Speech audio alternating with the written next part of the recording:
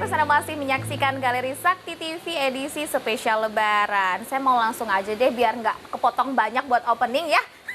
Mau langsung sama Mas Nahnu lagi, maaf ya Mas Novan ya. Masih membahas seputar filmnya tadi, film Melek itu sendiri. Kalau dari judulnya kan Melek, ini kan artinya kita buka mata ya, buka mata. Tapi secara makna dari film itu sendiri sebenarnya gimana sih, mungkin sinopsisnya? Kenapa kok ngasih judul Melek? Itu gimana ceritanya kira-kira? Jadi gini, itu kan aku memang buat festival ya. Nah, sedangkan dari festival itu sendiri dia ngasih tema transformasi digital. Oke. Nah, makanya aku kasih judul Melek. Nah, ini juga memiliki dua artian yang aku sangkut pautin sama tema dan juga isi filmku sendiri. Oke. Yaitu yang pertama Melek digital dan juga Melek di waktu maghrib. Oke, Gitu. ada dua pembahasan jadinya. Oke, iya. gimana kalau Melek digitalnya itu yang seperti apa yang disampaikan kepada pemirsa? Jadi Melek digital itu sendiri ya, itu kan kita dalam ceritanya itu dia ada kayak petualangan, yaitu kayak cerita-cerita fantasi gitulah. Ya, tapi Jadi, sebentar saya potong. gimana? Maaf saya potong ya Mas Nahnu. Sedikit informasi pemirsa, saya sudah sempat screening filmnya juga, dan yang main, yang jadi talentnya itu adalah anak-anak. Wes, ini nanti akan harus dibahas lagi nih Mas, gimana itu kok bisa nge-guide. Lanjut.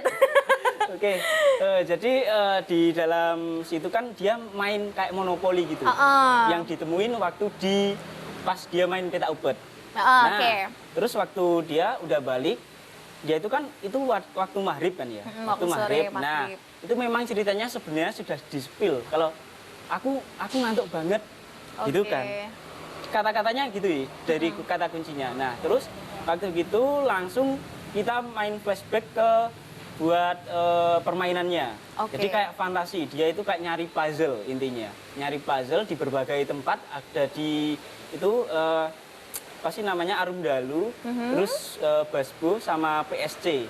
Oke, Pahlawan Street Center. Buat ngangkat Kota Madiun tentunya. Nah, Nah, terus waktu itu udah selesai semua, dia langsung kembali kayak nyusun puzzle-nya. Yang dimana itu ada tulisan Madiun Festival Film.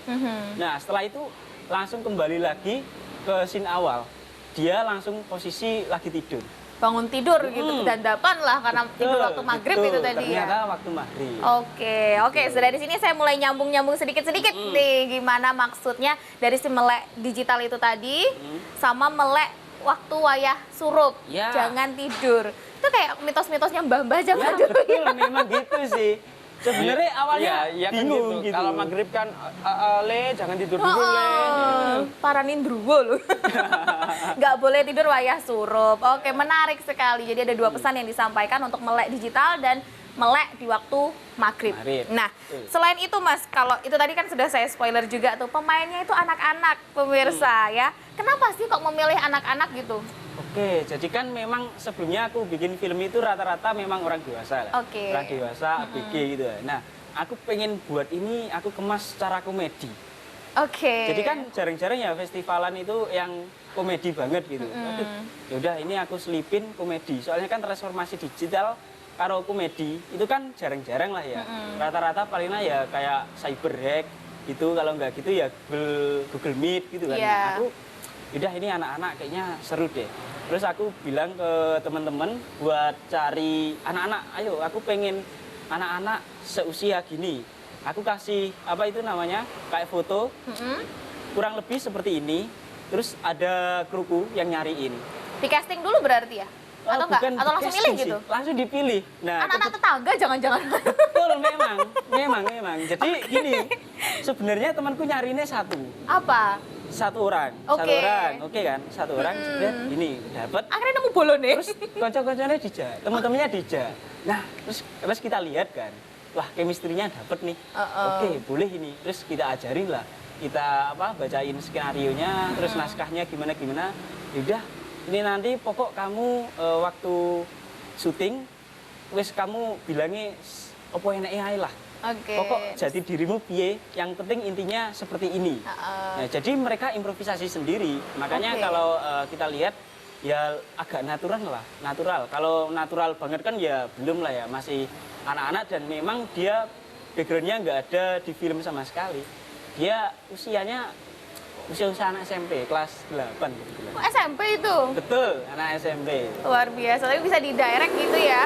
Iya. Bisa diarahkan, oke habis ini begini gitu. Dan saya rasa itu bukan sesuatu yang mudah juga, begitu. Tentunya tricky banget gitu. Betul, apalagi Mas Novan yang maksudnya udah jam terbangnya di Jakarta, udah pasti ketemu talent-talent yang seperti ini kan pasti ya Mas ya. Susah nggak sih Mas kalau ketemu talent yang masih anak-anak gitu? Itu sangat susah itu. Saya punya pengalaman ngerjain iklan Denko, saya syuting 2 kamera. Talentnya itu umur 5 sampai 8 lah. Ada 3 talent. Jadi kalau talent kecil capek, dia nggak mau syuting. Akhirnya kita nungguin sampai dia fresh lagi. Moodnya balik gitu moodnya ya? balik mau syuting. Jadi syuting beneran akhirnya kayak syuting colong-colongan gitu loh. Nunggu dia fresh apa, ayo kita syuting ini. Nah, akhirnya gitu. Paling susah itu syuting sama anak-anak. Oke. Gitu. Mas Novan aja mengakui Iya. terus maksudnya syuting sama anak-anak itu emang Paling agak susah. susah gitu kan ya. Dan Nahnu terbukti bisa keren, tapi sekelasnya SMP, udah beda lagi. Tadi kan anaknya usia 5 sampai 8 tahun, tapi untuk SMP untungnya saya ngelihatnya malah kayak anak SD juga. Iya. Kalau Iya saya kan, Mas, lihat ya? filmnya Nahnu itu malah anak-anak SD kalau saya lihat ya dari apa. Mungkin postur face-nya tubuh, ya, mungkin iya, dari postur kecil-kecil, iya, masih kecil-kecil gitu. Terus Tapi seru cara sih. ngomongnya juga masih kayak Bocah. bukan anak- masih bocah gitu. Pikiran SD itu loh. Wah, ya wah ini keren ini film ini keren ini. Tapi Pak, akhirnya kan padahal mereka udah SMP gitu loh. Tapi kita para penonton tuh berpikirnya masih SD nih, masih kecil gitu. Bagus sih. Nah, dari filmnya Nahnu kan saya bisa mengkategorikan kan. Saya sudah ketemu pemain-pemain yang potensi. Betul, ya betul. Kan? Ya adik-adik itu 3 itu punya potensi mainnya bagus-bagus. Terus yang main film Surup itu juga bagus sih Jono itu. Hanung sendiri ngomong, iki pinter iki sing main iki. Sing jadi iki pinter main iki.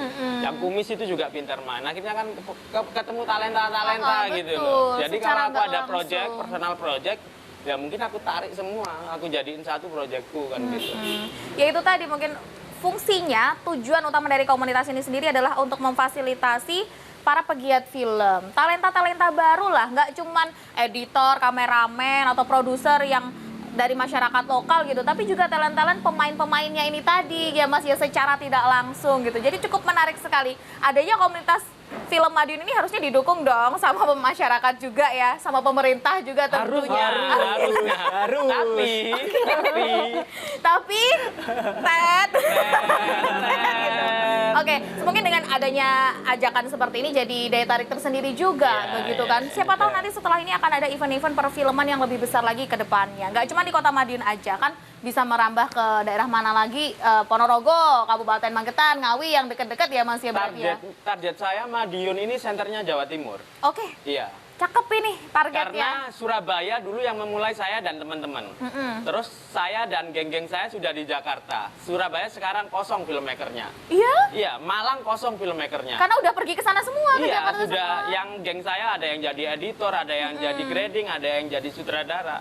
Itu satu geng. Saya dulu punya komunitas namanya Surabaya Scene. Itu anaknya jadi semua di Jakarta. Sekarang di Surabaya itu hanya adanya Invis. Invis itu Independent Film Surabaya yang hanya yang ngumpulin film, screening. Untuk filmmakernya, saya mau nggak mau trendsetternya harus Madiun. Secepat-cepatnya saya rubah di sini. Amin.